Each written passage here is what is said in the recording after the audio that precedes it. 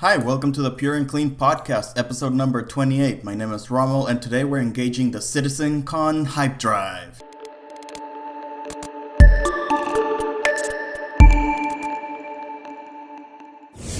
Hey guys, so today's episode will be a little bit awkward because we're going to be talking about something that happened in the past. As you know, I record these ahead of time, and today is Sunday around noon Pacific time where I'm at. And the CitizenCon is about to start. I think it starts in exactly 3 hours now. So I'm going to be talking about stuff that by the time you watch this episode, you will know the answers to.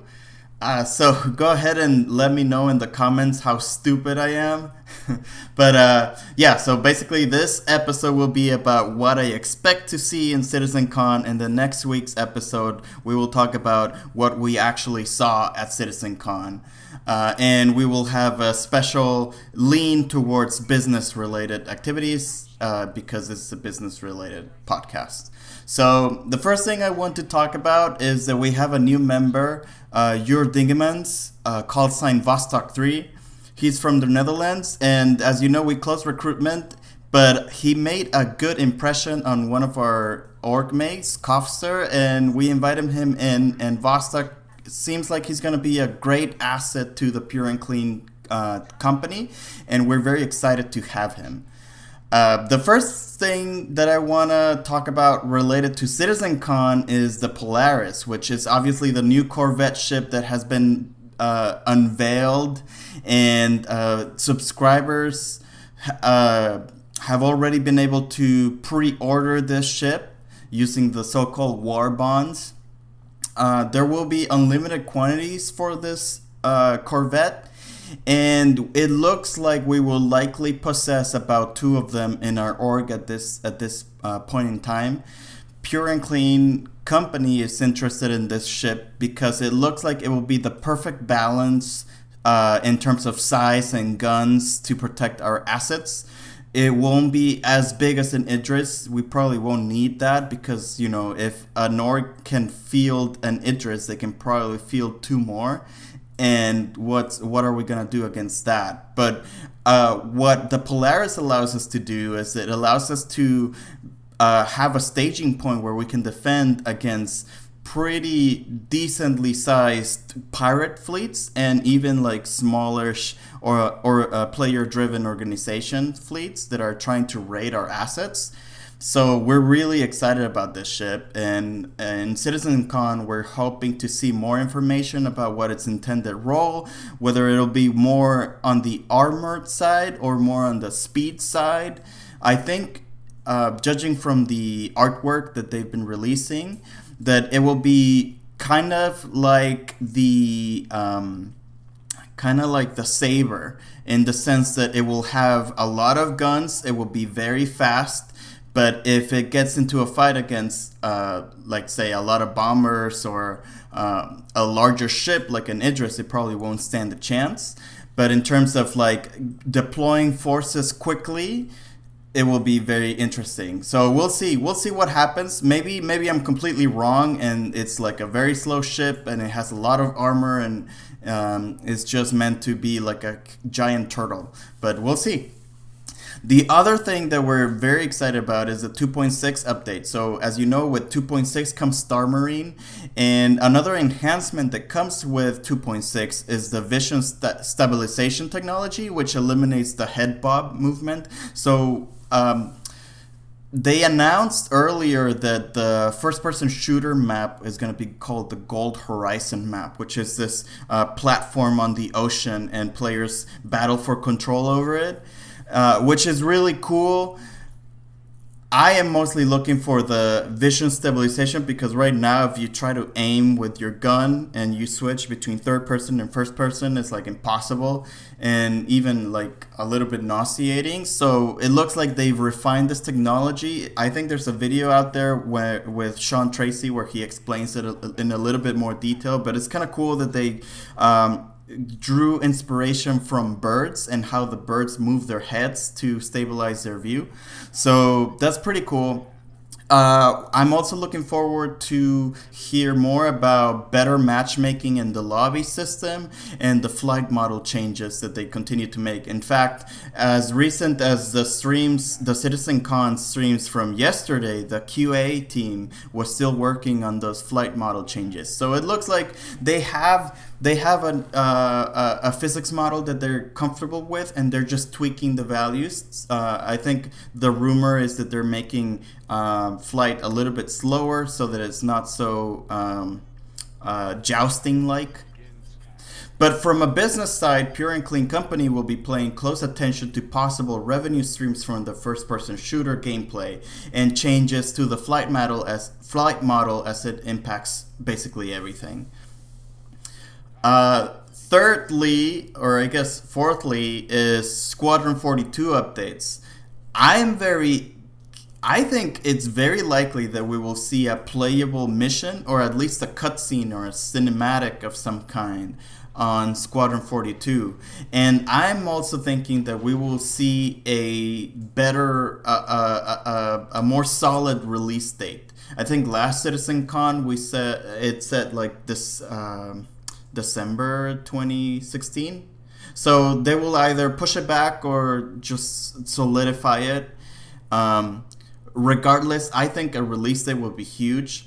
And there's rumors that I know that some people want to perhaps hear about new casting changes. I personally want to hear more details on the female characters, because I believe it was the intention of Chris Roberts that you could play as a female character. And if so, because the character is not silent, it will probably have to cast an actress behind that role. So perhaps we will hear something about that. We'll see. From the business side, Pur'N'Kleen company, we're looking for the timing for the release of Squadron 42, because that will be critical to our org. So we will be paying close attention to those release dates. We wanna be full throttle when people are playing Squadron 42, because that's when people are gonna be jumping online and playing a lot. So if you have a Star Citizen organization, you also want to be keeping an eye on that, because that's when you're gonna get your star players. That's when you're gonna get your better chances at obtaining a member or a teammate that is really valuable to your team, to your org. And then lastly, it's kind of split into two. We're looking forward to the procedural planets updates.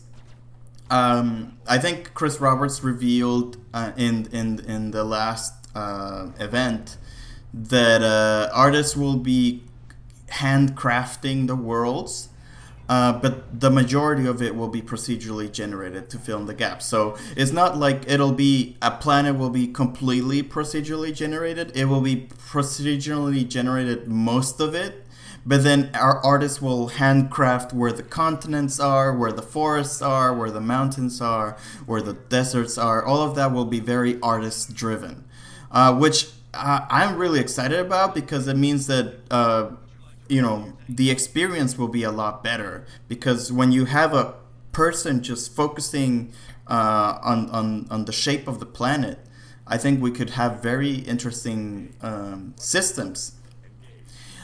We will also hopefully be getting updated information on the planetary clouds and the weather systems. I think they talked about possibly having a dynamic weather system, and I think they will probably scrap that, and they will say, it'll be like we will have these clouds and they will move in this coordinated pattern that our artists will determine. And I think I'm okay with that. This procedural planet update is probably the most important for our organization, for the Pur'N'Kleen company. And we will be paying close attention to homestead building, base building. Maybe they will say something about refineries and industrial gameplay mechanics. Maybe they will say something about gas giants and how they will work. All these things, all these different things, we will be paying close attention, because they directly impact how we're going to structure our org. And lastly, the last thing I want to talk about is the homestead demo. which it's rumored to be a full mission that involves procedural planets, and it's going to be a simulation of what Squadron 42 will be like. So it will be like, your character comes in, it's like, oh, hey, we got to do something. So you get your briefing of the mission that you have to do. You take off, you land, you do your mission. Perhaps you have to go get off your ship and you have to go into first-person shooter mode and you have to kill some pirates, get some data, and then you get back into your ship, take off, land in some station, and you finish your mission. It's supposed to be a complete vertical slice of the gameplay that we will see in Squadron 42. So for obvious reasons, everyone's going to be excited about this demo. It's probably going to be a longer demo. I expect it to take longer than an hour, especially if Jared or Red One is commanding the mission. Hopefully is someone that's a little bit more competent than Jared. I'm just kidding.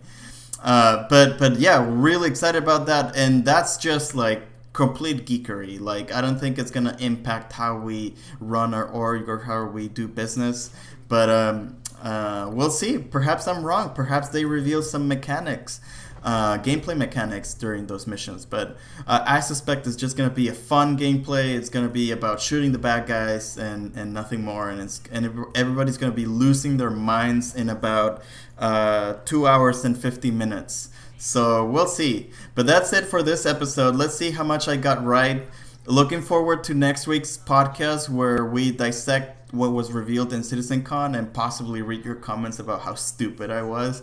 And remember that we're going to be looking at it from a business lens. So unlike a lot of the videos out there that are covering what was revealed, we're going to be a little bit more critical about how this could impact the economy in Star Citizen.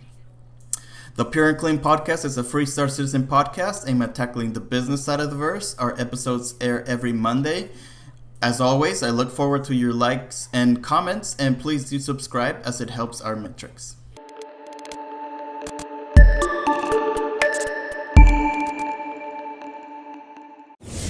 There's an increasing threshold of utility for people to move away from Discord. The place where everybody already has an account, everybody's already using it, everybody receives notifications and visits on a daily basis.